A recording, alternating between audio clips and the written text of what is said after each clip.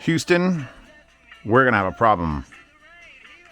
Stuck in the middle with you. Besides getting copyright claim for me singing so damn well, these are the Kiwi ears, Atheia. And I have like 5 Kiwi ears headphones. So I'm just going to start with the most expensive one, because there's also one of the most interesting ones. And it makes me bring out headphones. So let's see if we can guess what's... Can you guess? Can you guess what's happening? Because these are direct ancestors of this. And if this does better than these, which it's probably going to, we're going to have a whole new way of annoyingly reviewing headphones, which isn't your problem. It's more my problem. This is my problem review. So the Kiwi ears Atheia has 2 drivers in it. It's got a 50 millimeter dynamic and a 14 millimeter planar. And I think the reason that it has that is because these IMs have been sitting there for a while. These are the Atheia. These are like, what the fuck is your name? These are like the Atheia. They're like the same fucking name. But this is a 15 millimeter planar IM. Because Kiwi ears is fucking killing it in the IM world. And I've done a couple of their headphones already, and they're killing it there too. So now we're just going to have them just fuck. And now give me something new to worry about. So put these down. These are like the biggest planar IMs ever. I just crowned the Astral. Kiwi ears Astral is like one of my favorite IMs of the year. And so now we're going to have to go in here. I will take the pads off in a bit. I want to swap them, actually. We got to talk about what happens when you take a headphone and don't just stick a dynamic, like Eris is just a 50 millimeter dynamic, and that's it. And you have to tune that. And I know how fucking hard that is, because you have to like make the waves do different things by just making more and less paper or air or space or dampening. And so when you go with something that has multiple drivers, like a speaker, like say that Klipsch, for example, now you have to build a crossover, and that crossover dictates, okay, all the low-end frequencies, mid-range, woofer, and then all the treble and anything above this particular line to the tweeter, and then you're living with it. And that makes speakers complicated. There's very few full range, just one driver speakers. Fostex makes a bunch, and they're just like, boom, done. In the world of IMs, we know all about complication. If you don't follow me on the Inner Fetish channel, that's a separate channel. I do all my IM reviews at the same frequency as I do on this channel, only there's no yard sales. So there's actually more IM reviews per year than there is for regular reviews. So go check out Inner Fetish. It's linked in the description. But IMs now, you can get, Defiant. If you don't know, here's my little baby. It's a Defiant. It's very beautiful and green, and the wire will come out to match it now that we've sold a bunch of them. But it's a single dynamic and then 3 balanced armatures. So now you got a 4-way thing in here, and they got to put little crossover components to try to separate the frequencies, blah, blah, blah. But headphones, for the longest time, have been very relatively simple. Driver, physical tuning, or you go planar, physical tuning, or even you go electrostatic, physical tuning. Now that you're doing dual things, I'm going to open up the ESS 422. I think these are the ESS 422H, because that's the sexiest name you've ever fucking heard. Their gimmick, ESS makes ribbons, and so there was their gimmick. That's why they're on the desk right now. And that's a little 40 millimeter dynamic, and there's an AMT or a planar, maybe not a planar, maybe it's just an AMT. Either way, these sucked with the stock pads to the point where the stock pad covered most of that and half of this, and so only going to the Shure 1540 pads made them right. And they were very heavy and wood, and no one bought them because they sounded kind of like ass. When you bought them and you kept the stock pads, it sounded like ass. I put these pads on there, and I couldn't yell it loud enough and hard enough. So anyone who didn't try the ESS 422H with the Shure pads never got to experience what an actual good dual driver is. Backtrack even further, I think. These are one more. Recognize that name? Yeah, you know what? They make fucking IMs. Another set of folding. There seems to be a pattern of folding headphones here. One more. Good IMs at the time decided to bust out into headphones. And if you look in the front of this pad, which is non-removable, there's perforations right there. Because there was a 10 millimeter piezo tweeter in the front under there. So when you listened, They actually called it a tribrid because apparently this isn't glass. Eris is the first one to have glass besides the 420. That is actually a plastic membrane that moves. So there's a regular driver, then there's another driver, and then there's actually, wait. I lied. I've not known this for you. I never wanted to touch it. So there's another driver in there, but that doesn't count because that's just there to sort of make the balance things happen. But the point is that it had a fucking treble right there. And what killed these, because they looked fucking spectacular, but what killed them is this pad is fucking atrociously uncomfortable. And they've been sitting on the foam block there. So a couple of years of that has caused them to be real thin. And also they had, I think these are 2.5 millimeter deep inserts. So I can't even plug a Magic cable into it. So here are the two, and these sounded good too. In fact, I remember in my review of these, I mentioned, you know what? This works so well. Why doesn't every company? When is Dan Clark going to come out with, well, actually then it would have been Mr. Speakers. When is Mr. Speakers or fucking AKG or all those other brands that used to exist in the early 2000s that never show up on my desk anymore? When are they going to do dual driver? Because it's nice if you could just take some of the responsibility off of this 50 millimeter, which is, it's capable of obviously doing the entire spectrum. No one ever complains about HC800s can't hit the treble notes properly. But if you take some of that and you split it and you hard code in a simple crossover, okay, treble here, bass here, or full range dynamic, and then just add a little more, just a little on top of it with the thing. Now with this, and I'll pull the pad off now. I don't know if we're going to see much. Oh, we're going to see a fucking lot. This is weird. I didn't look under here on purpose, so I burned them in, and I've been listening to them, and I'm like, no, we're going to go through this on camera, because they don't show it. Even though this is, I could count on one fucking, been doing this 13 years, I count on one fucking hand how many headphones have done dual driver. You're looking at two of them. The third one is the fucking heavies. Get those the fuck out of here. And I don't know, which one am I missing? Am I missing one? I feel like I'm missing one, and it might even be in this house. But fuck that one anyway. So I can count on one hand that they're doing this, and they don't show this on the fucking website. This is a thing. This is important, because behind here, this tuning paper, which is there to slow sound down, slow air down, not stop it, is your dynamic. And boom, right the fuck there. And I read, they claim it's not just one they've taken out of their IMs. It's been modified to be more efficient, blah, blah, blah, blah, blah. It's probably coming out of the IM factory. So right dead fuck center is your planar. So you literally can see both drivers. There's driver and there's driver. Now, because they're doing a coaxial design where it's dead in the middle, it doesn't have the same benefits that I was seeing in something like the One More, where it was front bias. Or if you look at my... Fuck, are none of them down here? COS! KPH 40s. I only have the white pair, which doesn't have it. But if you look at my KPH 40 mods, I have the big Dakoni black pads on there. And then I've popped holes with a hole punch to the front of the pad because I want treble, because that's what the pads are blocking, to come from a front angle. I want to be assaulted from the front because sound comes from the front. You look at speakers in the front. Very few people set up speakers on the sides. You can. I've done it. It's kind of weird. And when we listen to headphones, like Eris is like a slightly forward driver. A lot of headphones are slightly forward drivers. In fact, this is even a very slightly, it's like, actually, it's the ass end of it is like 4 millimeters that way. So it is facing you a bit. But that's still a coaxial design, which means you're going to get a lot of cohesion. Coaxial means, where do I have one? The fluids down there are coaxial. The only coaxial speakers I have here. Yeah, I only need one. But that's where it focuses. Everything comes from one space. You're not listening to a treble and a woofer, which is the problem with these fuckers, is that sometimes you're listening on them and you'd be like, ooh, why is the man playing that piccolo way up there? And then why is the person who's playing the drum kit way down there? It's kind of weird. It's not blending properly. So this will blend perfectly. In fact, while listening, I kind of forgot every now and then that it's using a dual driver. However, it's not all fucking sunshine and rainbows and technological advantages. And oh my God, it's obviously the best. It's obviously the best. Because I'm going to have to shit on these a little bit.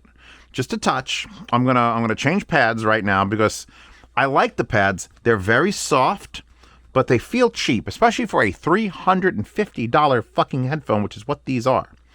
I didn't mention the price until now, so maybe some of you would click the link to find the fuck out. Luckily on Amazon, you can get 10% off, so that's $35 savings. So just don't forget to check out the Amazon link also. Now, with them being... So here's the problem. Let's say you're an inventor. You at home right now. You've invented something. It's amazing. It's a toilet that when you flush, it plays a sound and makes children laugh. Great. You're a fucking genius, Nobel Prize. Let's say you built a toilet, right? And you wanted to, obviously, you want to show off your new thing. Those toilets work all the time. They flush, they have water, whatever, the seat's comfortable. Who gives a shit? You want to show off that thing that you're doing. So instead of just showing pictures of it and having people be impressed with it, this has happened with a lot of those first audiophile devices, where it's like, hey, we're the first one to do this, or hey, we're the first one to do that, or we have a unique this that we've developed for 6 years. And what they do is, instead of tuning it to be like balanced and sound the best it can, they tune it to show the fuck off of all this R&D they've done.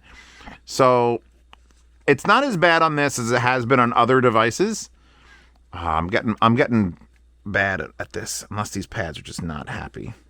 But you definitely know occasionally when the song is right or wrong, however you want to think about it, you know there's a fucking planar in the middle of your ear hole, because it is screaming at you.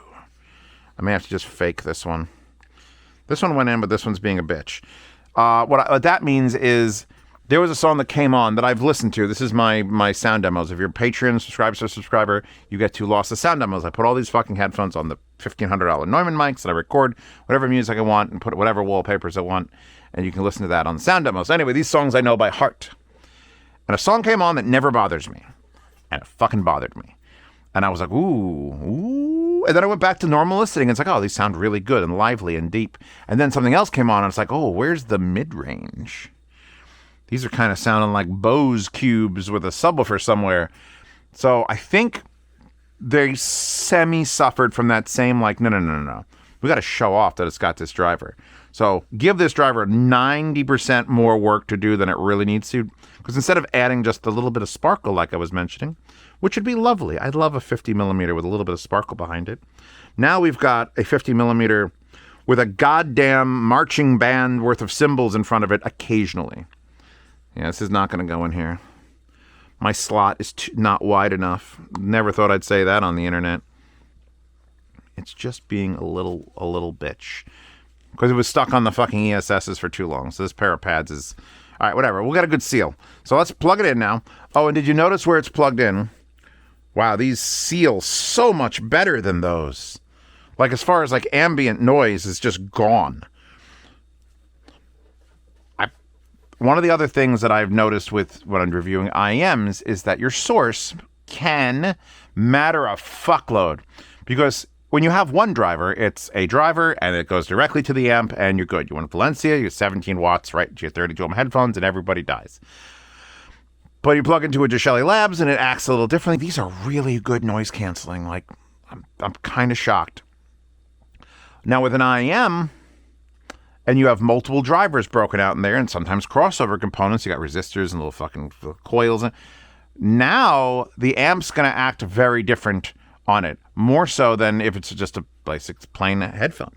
And I noticed when I plugged it into the Solaris here, this is the Audiophile Solaris, German tube fucking nightmare monster. They sound a little bit, if not a lot, different. So let's go back to playing music.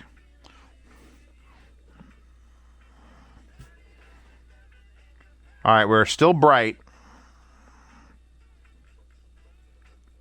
And you're starting to happy. Might even be brighter. But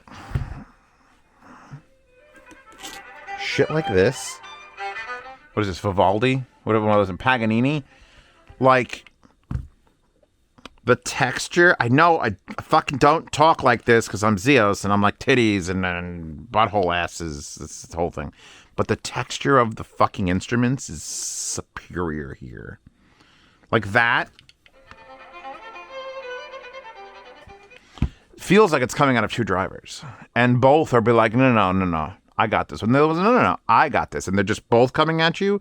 And it's like, oh, I'm melting.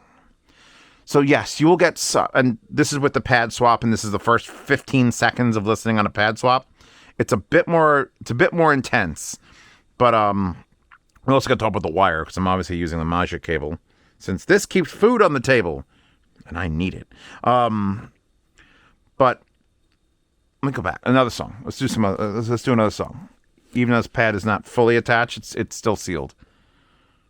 John Wick's "In My Mind," which is one of my favorite songs of all time, and it was made for that movie. Where's my volume? Over here. I'm going to pop this back over to a solid state. It is a little bit hard to drive, by the way. And that's another negative effect. I can't get over how sealed these are. These are like shooting muffs now.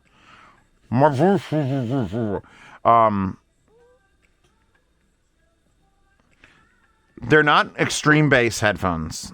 Those live there. If anything, the mids are a little bit reduced, but I tend to be okay with that because it gives a little bit bigger soundstage presentation. But it definitely feels like we got a dulling effect happening everywhere below, like sparkly treble and like decent, like not sub bass, but like bass, maybe lower mids. Holy shit, I'm saying so many words that headphone reviewers say, and I'll apologize. I'll get back on track at some point. I can't hear myself speak. These are so good at sealing with these pads that I can't hear myself speak. That's madness. Oh, all right, let's just go to the wire real quick. Accessories. Box, very brown. Box, or I guess hard case, soft hard case. Very, very nice quality. Like super clean. Got the Kiwi ear stickers. You got the rubberized thing here that I wish was just more of that because it's fun to touch. And then the wire it comes with was almost good. I'd still make it better than most Hyphaman wires. That's not the connector it comes with. That's my Dunu ones. But you've got a nice knurled aluminum 3.5 only into a fabric cable that would be good if it didn't maintain the jank as well as it does. It's a little too thin. It's a little too light. When things spring, I don't like that. I like a cable that lays down. When I drop it, it should go buh, like a dead blow hammer. And this is like... But if you just change a couple pieces of this, it would be great. So you got that. You got the same knurled thing on the split. You got the split that goes from fabric to actual like rubberized cables, which is probably what's throughout the entire thing. And it goes back up to a matching set of slightly different ones for the top, which are nicely marked in red and blue. I fucking like this cable, yet I hate it. So there you go. And with a $300 IM, you're starting to like weigh it in. Like, well, it's not like $100 cable. You want like a little nicer than that? It was fine. Get Maja. That's it for the accessories. Back to sound. Let's take it out of the tube, which I'm going to forget that that's on because the only thing that indicates is that glass glowing there. I truly apologize. Echo, remind me in 90 minutes that the Solaris is on. Okay, I'll remind you in 1 hour and 30 minutes. Thank you. So yeah, I don't think they need Valencia necessarily. Did I put this on the right? I knew it felt weird. What's happening to my skull? Oh, we probably look at the build too before we move on. Zeos timestamps, always timestamps, and always thank everyone who's a patron and subscriber. So you've got wood cup, not a complicated shape, kind of an old school shape. Got the Kiwi ears logo on both sides. You got this major vent on top, which I still can't hear through, so that's got to be truly just for the driver. And then you've got, I think these are metal. These are metal, but a thinner metal. Come on, go on, you bastard. You're so close. You wanna go in your hole. It's because they're not, if I grab them by the very edge, I could wiggle it, but they put like threads on it. Anyway, metal here, really, not a very far slider. Like this is almost useless, it seems. But then you calculate out that it's also got a spring-loaded headband. So this is the first time I've seen two adjustments. Usually you either have sliders or spring-loaded thing like Meze 99 Classic and stuff have all spring here, and that's fixed. But now you've got a slider and a slider, so it will fit you. It fits me. I didn't even like take note of it when I was playing around. I was like, oh, this is weird. It's not. It just works. Oh, come on. I'm feeling defeated over here, everybody. You know who I am? Does this fucking pad know who I am? It's going to be 3 hours. This video review is... Why is this video 3 hours long? Because Zeo's lost his shit. You could see what's happening. There's like a beautiful threaded stitch around that. Because the shore doesn't fuck up their pads. Anyway, so they're relatively light. They have super linear clamp. And when you turn them the correct direction, there's a slight offset to the front for the wires. They feel fucking great. That's just straight up, they feel great. I just made them as short as possible. They still fit. If I make them as long as possible... Hold on, pushing down. They still fit. Those sliders do nothing. It's just for aesthetics, apparently. Oh, you know what? With these pads, this is like the Zeos 1 second listening reviews. There's a whole new series I'm going to put out. A little more control in the solid state than the big wonky tube. These pads, I'm hearing actually more in that mid-range section that was disappeared. You in my mind. And now Space Dandy's playing. So here's the deal. Here's the bottom line. I don't hate the way these sound. I, in fact, probably like them a lot, but there's a lot of competition in a normal headphone that this is going to have to fight.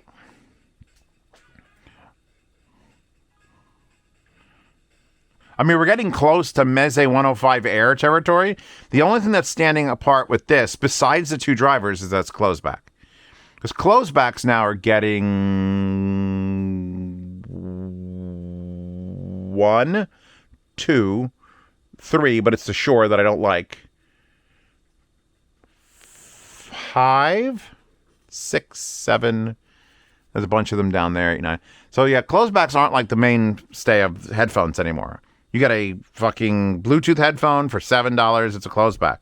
Everyone thinks closeback headphones are the norm. But in the hi-fi world, open-back headphones are the norm. So that the fact that there is now a closed-back headphone, and I can't tell you how fucking closed it is with these pads, that is a dual driver that doesn't sound awful, you got to keep an eye out. I would like to EQ these. I think these feel like an unfinished tuning, where like there's so much potential. Like I feel like they could do bass, and they're doing such a remarkable job on the treble. But it's like the timing is off. Maybe it's a phase issue. It could very, very easily be a phase issue because this is making sound probably right here at the metal fascia, and the driver below it is probably maybe a centimeter down from the face of this. And sound isn't instant. Sound has to travel, and if they're timed wrong, because you can't physically put in a passive time delay. You'd have to time delay this with just like 100,000 feet of coiled wire to make it come out at the same time as. So in other words, they're doing this, and you're getting two waves that are interfering. Unless you do the crossover cutoff real well. But even then, there's going to be some bleed over. I'm doing, look, I'm a measurement graph. Which makes me wonder if they did this again, if they would try to move the driver further back. Because it looks like they got space. I want to I want to take this whole thing apart and just see how they built it. Because I've tuned another Kiwi headphone. And I think that one, the one that's coming out, the Serene, will eventually, I think that one was probably their worst sounding headphone. They're like, I don't know, give it to this fucking YouTuber, see what he could do with it. And so I had done things, and I have warnings about that one, but at least I would have loved to have played with this. Oh, God. What happens if I just remove this paper? Does that balance it out more? Does it not? What if I open this up? What if I go behind there? There's so many exciting things you could do with this. Let me sum up this video, because it's going to go on forever and ever and ever. It's great wallpaper, but it's a little odd. It's a little upside down. Like, it could change everything. This could change everything. This shit could change everything. There's now a headphone that, in order to compete with Eris for the most bassy headphone, they put an actual fucking, what's it called, shaker in it. like you're supposed to mount under a table. They put a little miniature one that physically just knocks the headphone. And I'm like, look at what they have to do to match our power. That whole meme from not Impossible, Invincible. So yeah, I think this has the potential and possibility to be the next wave of all headphones. But no one's cracked the code. If this was heavily offset to the front and gave you, well, actually, heavily offset to the front and gave you like stellar focal imaging, I think I'd be less concerned about what it's currently doing with the weird, probably comb phasing and interference. But the build is nice. The looks are brown. But this is $300 headphone shit right here. The quality of all this is absolute. The wood could be better as far as looks, but it's wood, and Kiwi ears just started making headphones this year. Thankfully, they're using a 3.5 millimeter and nothing stupid. The pads, very soft, very comfortable. They're going to probably be broken in about 6 months. So hopefully they sell other ones because they are weird ovals, which is why I wanted to try these.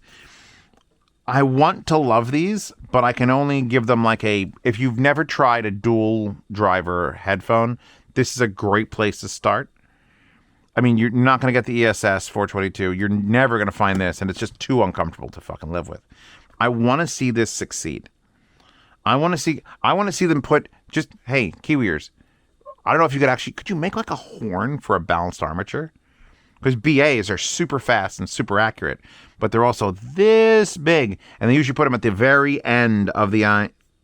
Yeah, just save the GIF already. They put them at the very end of the IM, so it's right in your ear. So you have to put like a little tiny BA with this fucking massive waveguide on it to be like loud, and put that in the front. And you can run tubes. You do a 3D printed fascia with the BAs all mounted around in a circle. I think the future is going to be interesting. Is this it? This may not be it, fam. I'm going to go and do probably another one of the Kiwi ears headphones just to get it off the goddamn desk, or that FIO FT1 Pro, probably. I want to see this happen. I do want to see, I want to see dual drivers, and I want to see them done perfectly. And Kiwi ears is at an amazing crossroads right now where I think, me included, love their IEMs, at least most of them. And I love their headphones, most of them.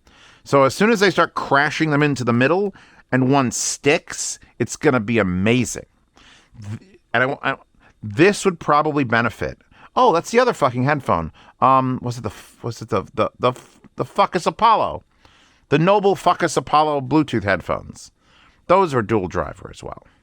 And again, Noble IM manufacturer. They just got these drivers lying around. So yeah, that would be the fourth one that's in the house, although I'm selling that in the yard sale. Wallpaper in the Wallpaper Horde. Patreon and subscribe stars support this channel for $7 a month. You get to see these reviews early, participate in yard sales, get to loss of sound demos. You get to see IEM reviews for free if you don't want to pay to be a Patreon member. You could just jump on Patreon or subscribe star. There's free posts with all the IEM videos that are, if I make 3, if I make 6, they're just waiting there. They'll eventually be public, but if you want to see them ahead of time, there they are. And for $15 a month, you get the behind-the-scenes private Telegram chat where you could ask me questions directly, and you get into a lifetime swap meet channel to buy, sell, and trade gear. In case you have too much of this audiophile nonsense, you want to start another fucking hobby like cooking. Cooking can be a good hobby unless you cook really disgusting food and eat a lot and you get fat. The least audio equipment will cause you to not eat because you can't afford food because you spend so fucking much on audio. It's like a diet plan, right? It's a diet plan. So yeah, I'm done, you're done, we're done.